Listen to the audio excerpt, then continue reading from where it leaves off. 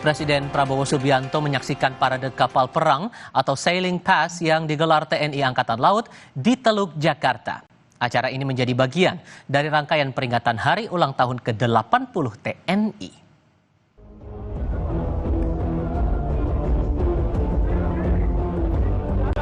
Pelaksanaan penembakan penghancuran terhadap musuh.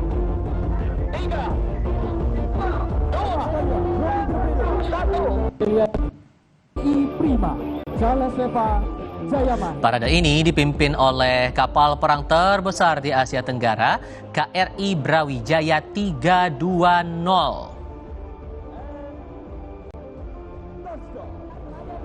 TNI AL mengerahkan pasukan khusus laut serta 51 unsur kapal perang yang terdiri dari 6 fregat, 10 korvet, 2 kapal selam, 3 kapal LST dan LPD, 16 kapal cepat, 2 kapal ranjau, 6 kapal patroli. Kemudian ada pula kapal bantu dan kapal latih Taruna Akademi Angkatan Laut KRI Dewa Ruci dan KRI Bima Suci.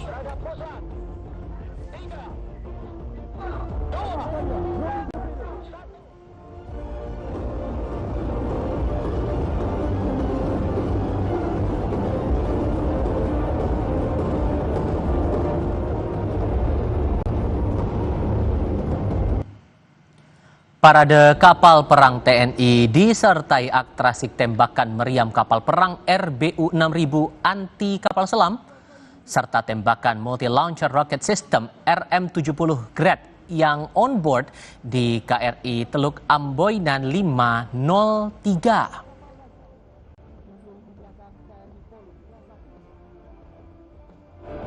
Terimalah salam hormat dari kami dengan peneriakan. Dan Prabowo Subianto tampak beberapa kali melambaikan tangan selama parade berlangsung.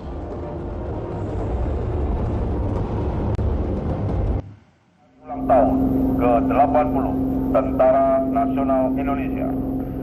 Dan kita saksikan Double Arrow Formation. TNI Angkatan Laut juga memamerkan kekuatan penerbangan Angkatan Laut atau penerbal dengan menerbangkan pesawat udara, di antaranya Bonanza, Piper CN-235, Kasa NC-212, Helibel 412, serta Heli Panther.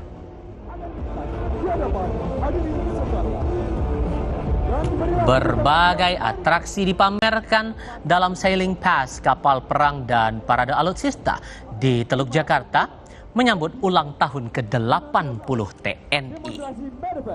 Dari helikopter AS-565 MBA Panther. Yang terhormat Presiden Prabowo Subianto menyaksikan parade dari KRI Dr. Rajiman Widyodiningrat. Presiden beserta rombongan berlayar melalui dermaga Kolin Lamil Tanjung Priok, Jakarta Utara. Presiden didampingi Wakil Presiden Gibran Rakabuming, Menteri Pertahanan Syafri Syamsuddin, Panglima TNI Jenderal Agus Subianto, dan Kapolri Jenderal Listio Sigit Prabowo. Kemudian ada Menko Infrastruktur Agus Harimurti Yudhoyono beserta sejumlah Menteri Kabinet Merah Putih. Kekuatan kapal perang, atraksi demonstrasi penembakan roket di atas kapal, kemudian kemampuan pasukan khusus laut, serta atraksi penyelamatan dihadirkan di sini. Presiden Prabowo turut memberikan tanda kehormatan bintang Yuda Dharma Pratama dan Samkarya Nugraha kepada prajurit dan satuan TNI yang berprestasi. Pemberian tanda kehormatan diberikan di atas KRI Dr. Rajiman Widyodiningrat 992.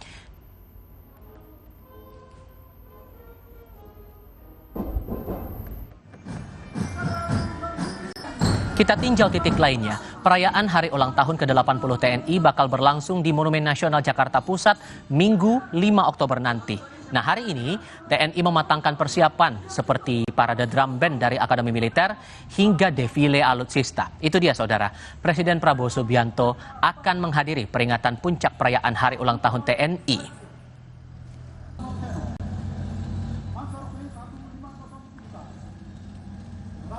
Kami bahas lebih lengkap soal ini bersama para narasumber bergabung lewat sambungan dalam jaringan anggota Komisi 1 DPR RI fraksi PAN Slamet Aryadi dan pengamat militer Khairul Fahmi. Selamat sore semuanya dengan Tifal, apa kabar? Selamat sore, Alhamdulillah baik. Terima kasih semua sudah bergabung dalam diskusi kali ini. Melihat KRI Brawijaya unjuk kebolehan dalam parade sepanjang hari ini, Pak Slamet, sejauh mana Anda mencermati itu? Karena tampaknya ini jadi hal yang pertama terlihat ya dalam peringatan HUT TNI ditunjukkan kepada publik. Ya, tentunya kami sebagai warga negara Indonesia hari ini merasa bangga melihat parade kapal perang yang ditunjukkan di acara HUT TNI yang ke-80 ini. Dan perlu kita sampaikan kepada masyarakat bahwa parade kapal perang yang dihadiri oleh Bapak Presiden Prabowo ini bukan hanya sebatas parade seremonial. Ini menunjukkan bahwa sebagai simbol kekuatan politik dan juga sebagai simbol bahwa pemerintah menjadikan pertahanan negara ini sebagai salah satu prioritas dan menjadi salah satu etalase maritim yang perlu disampaikan kepada dunia bahwa Indonesia punya keseriusan dalam menjaga keamanan dan kedaulatan wilayah lautnya. Tentunya ini pertama kali yang ditunjukkan di Indonesia. Pak Presiden hadir langsung dalam kapal perang. Ini menunjukkan bahwa kekuatan maritim kita patut untuk diapresiasi. Yang menarik ini bagi kita bahwa selain kapal-kapal, ada 51 kapal yang berbaris ini menariknya. Ada interoperabilitas yang kita tunjukkan bahwa bukan hanya matra darat, matra laut, matra udara yang hadir. Kita lihat ada KKP, ada Basarnas, ada Bakamla, dan banyak lain dari unsur instansi. Jadi tentunya kita melihat selain menunjukkan parade kapal perang ini di hari ulang tahun TNI yang ke-80 ini, TNI menunjukkan bahwa sinergi kolaborasi yang dibangun dengan lembaga dan instansi terkait dalam negeri ini memiliki suatu keseriusan yang patut kita apresiasi. Tentunya Bang, ini kita sebagai anggota Komisi 1 terus mendorong bagaimana kolaborasi ini terus terjaga dan terus dikembangkan. Mas Khairul Fahmi juga menangkap hal yang sama bahwa ini tampak untuk menunjukkan kebutuhan kekuatan pertahanan maritim kita sudah cukup untuk saat ini. Iya, parade ini menurut saya bukan sekedar pertunjukan kekuatan, tapi penegasan kesiapsiagaan. Ya, ada 3 lapis makna. Ya, yang pertama soal sinyal deterrence. Kehadiran KRI Brawijaya, kekuatan terbaru kita, itu menunjukkan bahwa TNI AL punya daya tangkal yang nyata di laut, gitu ya, baik terhadap ancaman tradisional maupun non-tradisional. Kemudian yang kedua, uji interoperabilitas, ya, tidak hanya antar matra dan TNI, tapi juga lintas instansi, ada Bakamla, KKP, Polairut, sampai Basarnas ikut serta. Ini mencerminkan pendekatan whole government di laut, gitu ya. Ketiga, ini membangun kepercayaan publik. Rakyat bisa menyaksikan secara langsung kekuatan maritim kita siap digunakan, ya baik untuk perang, patroli keamanan maupun misi-misi kemanusiaan, termasuk untuk penanggulangan bencana. Ini saya kira penting. Dan kehadiran Presiden itu saya kira bukan hanya seremoni, tapi juga bentuk inspeksi langsung ya. Dari kapal komando, Presiden bisa menyaksikan manuver kapal permukaan, kemudian ada kapal selam yang tampil, kemudian juga ada operasi penerbangan laut. Ini kan memberikan pesan bahwa Presiden sangat menaruh perhatian pada pembangunan kekuatan maritim sebagai pilar pertahanan sekaligus diplomasi Indonesia. Oke, ditambah lagi kalau kita membaca awal kepemimpinan Presiden Prabowo ini, Mas Slamet, disepakati pembelian alutsista, kemudian ada juga penambahan anggaran yang telah disepakati waktu itu antara Menteri Pertahanan bersama TNI dan juga DPR waktu itu jadi 187,1 triliun rupiah dengan fokus membangun kekuatan TNI, itu disebutkan oleh Menhan. Sejauh mana membaca itu dari DPR? Ya, kita melihatnya dari sisi anggaran bahwa kita melihat dalam isi pidato Bapak Prabowo Subianto dalam rapat APBN tahun 2026 bahwa beliau menyampaikan ada 8 agenda prioritas yang menjadi konsen untuk APBN tahun 2026. Kita melihat agenda prioritas ke-7 bahwa pertahanan negara menjadi salah satu prioritas yang dikedepankan dalam APBN tahun 2026 ini. Tentunya kita melihat dari postur anggaran yang mungkin dari tiap tahun bertambah, pada prinsipnya bukan semata-mata menambah anggaran, tapi pemerintah memiliki prinsip bahwa prioritas pertahanan negara ini menjadi salah satu prioritas yang perlu kita perkuat dari sisi pertahanannya. Karena kita melihat hari ini dalam Perpres saja, Perpres 85 tahun 2025, bahwa Kemhan diberikan tambahan tugas oleh Bapak Presiden Prabowo, yaitu berkaitan dengan farmasi pertahanan dan juga berkaitan dengan intelijen pertahanan. Jadi dalam anggaran ini, dalam rupiah yang digunakan untuk tahun 2026 ini semata-mata digunakan untuk menjaga pertahanan dan kedaulatan negara kita. Karena ketika berbicara tentang pertahanan, bukan lagi tentang melihat dari sisi alutsista. Di situ juga ada SDM yang harus kita perkuat, profesionalisme prajurit, juga berkaitan dengan teknologi, juga berkaitan dengan penguatan kesehatan dan intelijen. Tentu ini menjadi konsen kita bagaimana anggaran di tahun 2026 ini difokuskan untuk meningkatkan pertahanan negara kita. Dan untuk sektor atau pemahaman publik menyangkut pembangunan kekuatan TNI itu, Mas Khairul, sejauh mana publik harus paham di sini?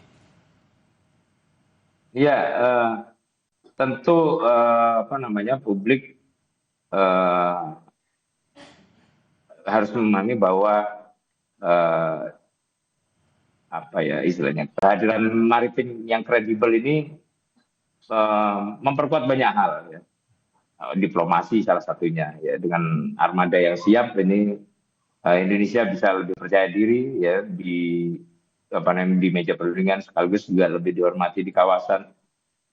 Dan perlu dipahami juga bahwa kekuatan laut yang kita bangun terus dan kita gelar hari ini itu bukan dalam kerangka untuk memicu konflik gitu ya, tapi justru untuk menegaskan kesiapan Indonesia untuk berpartisipasi aktif menjaga stabilitas kawasan, menjaga stabilitas Asia Tenggara, Indo-Pasifik terutama, kemudian juga sekaligus memberi ruang bagi diplomasi untuk bisa bekerja di ruang politik untuk memastikan kawasan yang tetap kondusif gitu.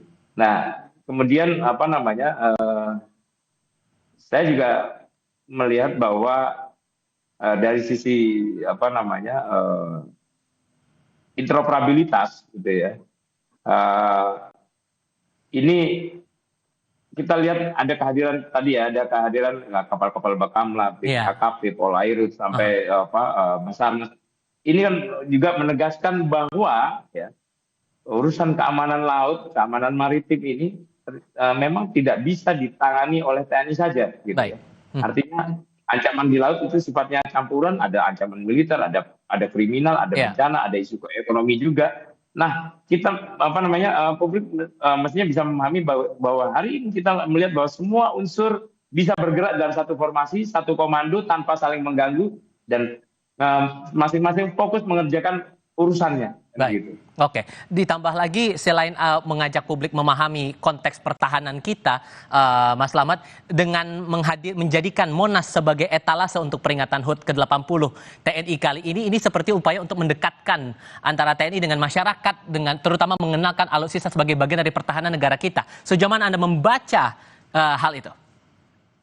Ya, kalau kita melihat dari tema yang diangkat oleh TNI hari ini di HUT TNI ke-80 ini adalah yang pertama, TNI Prima, TNI Rakyat, Indonesia Maju. Jadi ini ada komparasi antara kekuatan militer, tapi juga tidak menyampingkan bagaimana bersatu dengan masyarakat. Karena kekuatan militer tanpa didukung oleh rakyat, artinya ini menjadi satu kesatuan untuk menjaga pertahanan kita, sehingga kita melihat parade yang diselenggarakan di Munas ini, saya mengapresiasi bahwa TNI sudah menjawab, sudah hadir di tengah-tengah masyarakat untuk memberikan suatu jawaban bahwa TNI ini bagian dari kekuatan untuk rakyat dan masyarakat Indonesia. Dan dengan semangat untuk memperkuat pertahanan kita, pembelian alutsista sedang dimaksimalkan juga lewat penambahan anggaran ini, Mas Khairul. Yang perlu dipahami juga soal pertahanan kita ini kemana lagi arahnya untuk prospek kita ke depan? Iya, dari sisi pembangunan kekuatan saya kira ada 4 hal utama ya. Pertama, kesiapan alutsista apa namanya kapasitas kapal dan pesawat ini harus dijaga. Kemudian yang kedua, ketersediaan amunisi dan torpedo ya cukup misalnya gitu ya. Kemudian yang ketiga, sistem C4ISR yang terintegrasi supaya semua institusi yang terkait dengan keamanan laut ini juga punya gambaran situasi yang sama secara real time. Kemudian